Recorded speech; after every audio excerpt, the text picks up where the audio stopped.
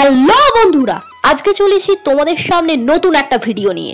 আজকে আমি চলে এসেছি শ্রীরামপুরের জগন্নাথ দেবের মাসির বাড়ি, এবং মাসির বাড়ি ঘুরে আমি যা যা দেখলাম সব আমি ক্যামেরা বন্দি করলাম তোমাদের জন্য। তাই ভিডিওটা প্রথম থেকে শেষ পর্যন্ত স্কিপ না করে দেখতে থাকো। চলো, মনময়ূরী পরিবারের সবাইকে জানাই স্বাগত। আমি চলে এসেছি শ্রীরামপুরের জগন্নাথ দেবের মাসির বাড়ি। দেখতেই পাচ্ছ গেটটা খুব সুন্দর করে আলো দিয়ে সাজানো হয়েছে। আমি প্রথমে পার হয়ে নিলাম, তারপরে সোজা চলে যাচ্ছি মাসির বাড়ির দিকে। দেখতেই পাচ্ছ খুব সুন্দর করে আলো দিয়ে চারপাশটা সাজানো হয়েছে। জগন্নাথ দেবের মাসির বাড়িতে শ্রী শ্রী নিত্যানন্দ হরিসভার আয়োজন করা হয়েছে। সেই উপলক্ষে এখানে প্রচুর ভক্ত সন্ধেবেলা এসে ভিড় করে কীর্তন শোনার জন্য। এছাড়াও দুপুরবেলা ভোগের আয়োজন করা হয়।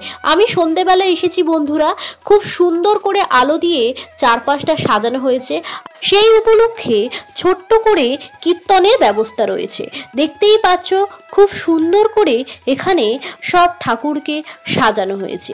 তার চিত্রটা তোমাদের সামনে ফুটিয়ে তুলছি। অনেকেই আমার ভিডিওটা দেখছো এবং সাবস্ক্রাইব করছো না।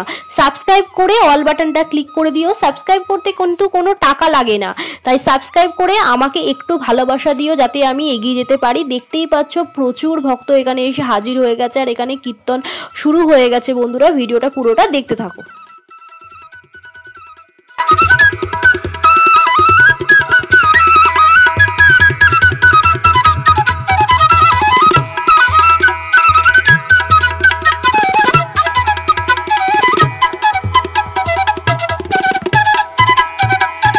রাধা কৃষ্ণ বসে রয়েছে।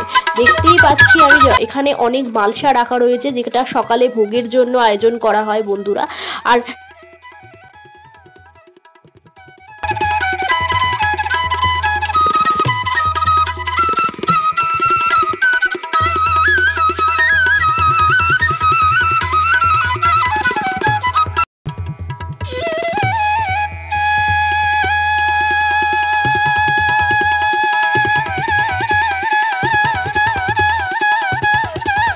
ভালো লাগলে একটা লাইক করে দিও।